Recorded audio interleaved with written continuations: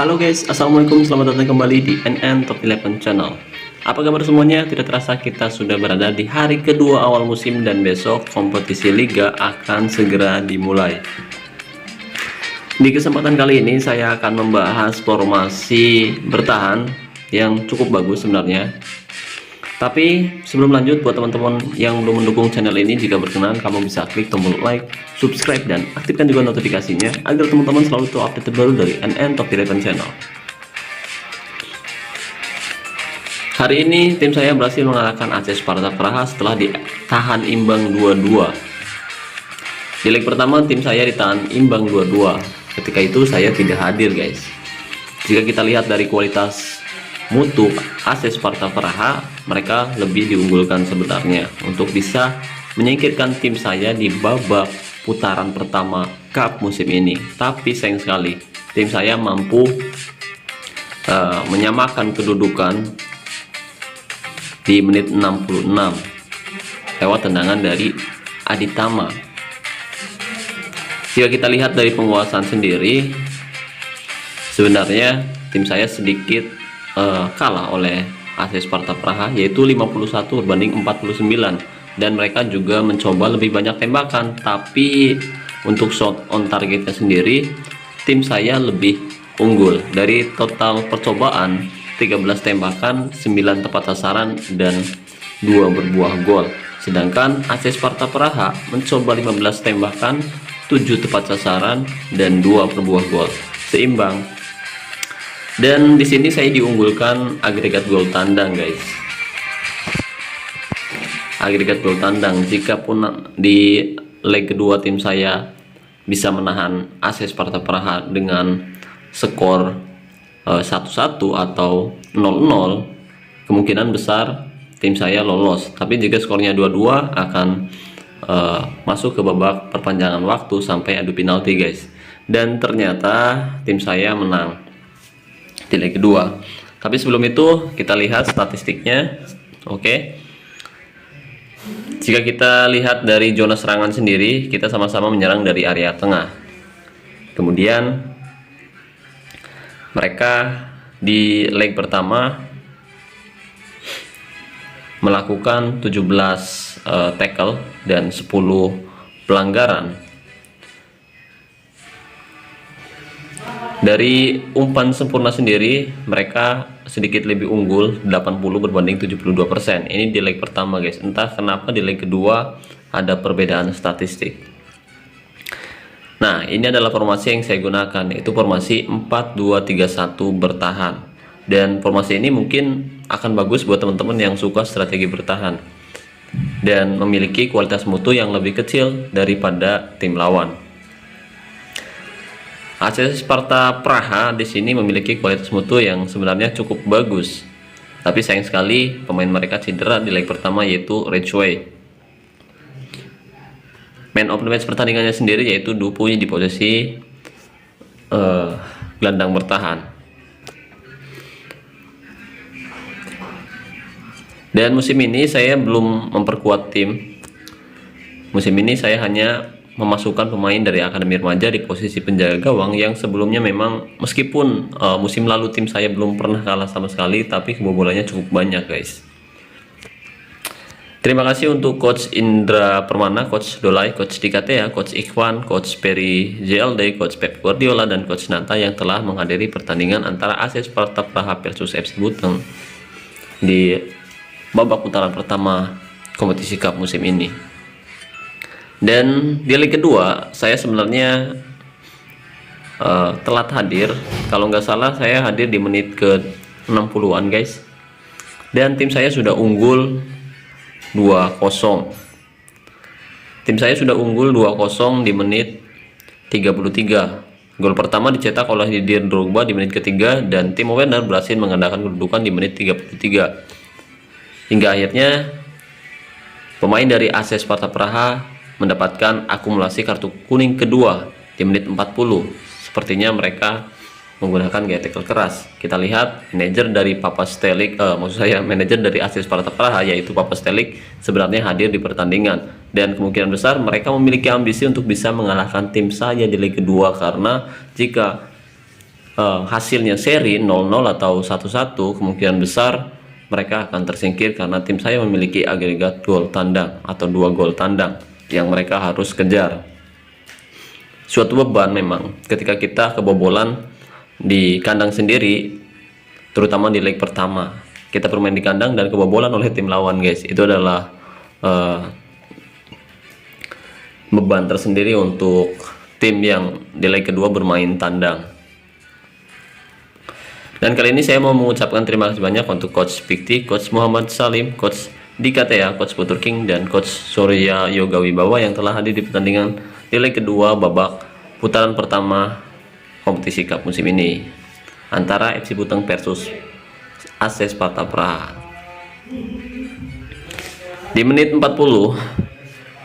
pemain dari AC Sparta Praha mendapatkan akumulasi kartu kuning kedua, yaitu Reichwen. Dan di menit 52, Timo Werner berhasil memanfaatkan peluang yang diberikan oleh Eden Hajar, hingga akhirnya di menit 61 Max Sulisi melakukan tackle keras terhadap Rudiger, yang tackle-nya berhasil membuat Rudiger cedera. Dan saya langsung masuk karena saya udah telat, jadi saya nggak sempat ngerekam momen tersebut, guys. Saya memasukkan Zigrod dan menggantikan Rudiger di menit 65, hingga akhirnya Timo Werner berhasil mengunci kemenangan dengan mencetak gol di menit 85 lewat assist dari Didier Drogba untuk membawa FC Buteng unggul 4-0 atas AC Sparta Praha dan lolos ke babak 32 besar K. Kita lihat statistiknya di sini. Di sini kedua manajer hadir, guys.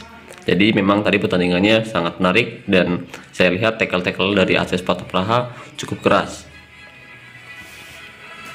FC Buteng yang sebenarnya tidak diunggulkan untuk lolos ke babak 32 besar kompetisi Cup musim ini berhasil menahan serangan dari AC Sparta Praha dan justru bisa mencetak 4 gol di kandangnya sendiri, guys. Untuk penguasaan bola sendiri sebenarnya sama 50/50, karena di sini saya juga mendapatkan dukungan yang hebat dari teman-teman yang telah menonton pertandingan ini untuk mendapatkan 2% per penonton, guys. Nah, di leg kedua tim saya lebih banyak melakukan percobaan tembakan. Total 18 tembakan yang dilakukan oleh pemain FC Buteng, 8 tepat sasaran dan 4 berbuah gol. Sedangkan AC Sparta Praha karena kehilangan satu penyerang mereka, maksud saya satu pemain mereka lebih sedikit melakukan percobaan tembakan dengan 7 percobaan tembakan, 3 tepat sasaran dan tidak berbuah gol. Untuk efisiensi tembakan sendiri FC Buteng lebih unggul 50% berbanding 0. Dan di sini kita lihat tim saya berhasil memanfaatkan peluang dari sisi sebelah kanan. Timo Werner ada di sebelah situ dan berhasil menghancurkan pertahanan sisi sebelah kiri dari AC Sparta Praha, guys, dengan 54 berbanding 30%.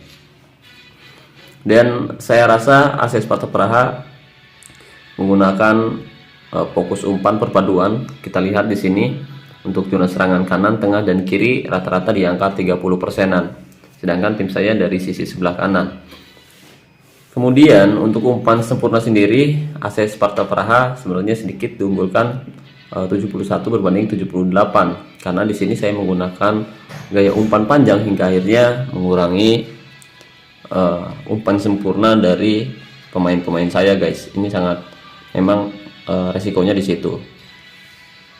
Beda dengan umpan pendek atau umpan perpaduan yang bisa dikombinasikan gitu. Kalau umpan panjang dia tetap akan menggiring bola langsung ke depan, giring bola langsung ke depan gitu. Jadi kadang-kadang nggak bisa diterima dengan baik oleh pemain yang sudah menunggu di area depan atau area serang. Dan dari tackle sendiri, saya rasa mereka merubah strategi dari yang di leg ke-1 mereka lebih sedikit melakukan tackle. Nah, di leg kedua mereka lebih banyak melakukan tackle. Dari total 18 tackle yang dilakukan oleh pemain AC Sparta Praha, 17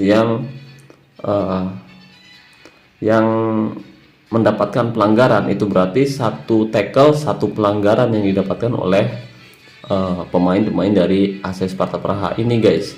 Mereka menggunakan gaya tackle keras yang bisa dimanfaatkan dengan baik oleh Didier Drogba yang atribut penyelesaiannya memang sudah bagus banget guys. 18 tackle, 17 pelanggaran.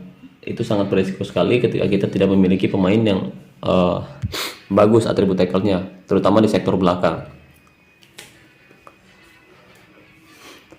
Dan sebenarnya mereka juga melakukan lebih banyak penyelamatan, 4/3, untuk tendangan sudut seimbang 8/8, dan untuk tendangan bebas 2/0. Oke, dan untuk formasinya sendiri di leg kedua babak putaran pertama Cup, saya masih menggunakan formasi 4-2-3-1. Begitupun dengan AC Sparta Praha yang percaya diri bisa mengalahkan tim saya di kandang saya sendiri dengan formasi 4-1-2-1-2 yang sebelumnya di leg pertama berhasil menahan imbang tim saya guys. Sayang sekali meskipun manajer dari AC Sparta Praha hadir, tapi tidak ada yang bisa dilakukan oleh manajer selain mengganti gaya tackle dari normal menjadi keras, hingga akhirnya pemain dari AC Sparta Praha mendapatkan 3 kartu kuning dan 1 merah yang membuat mereka tersingkir lebih dulu di putaran pertama Cup musim ini. Kemudian untuk taktiknya sendiri di sini saya memberikan mentalitas menyerang untuk 3 pemain, yaitu Eden Hazard, Timo Werner, dan Didier Drogba. Dan kita lihat di sini untuk taktiknya sendiri.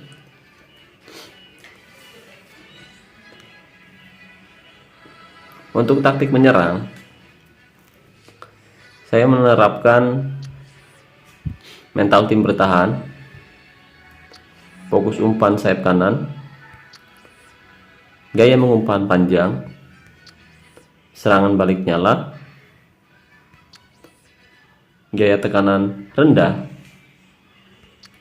gaya tackle normal, gaya penjagaan jaga daerah tertentu, jebakan offside mati.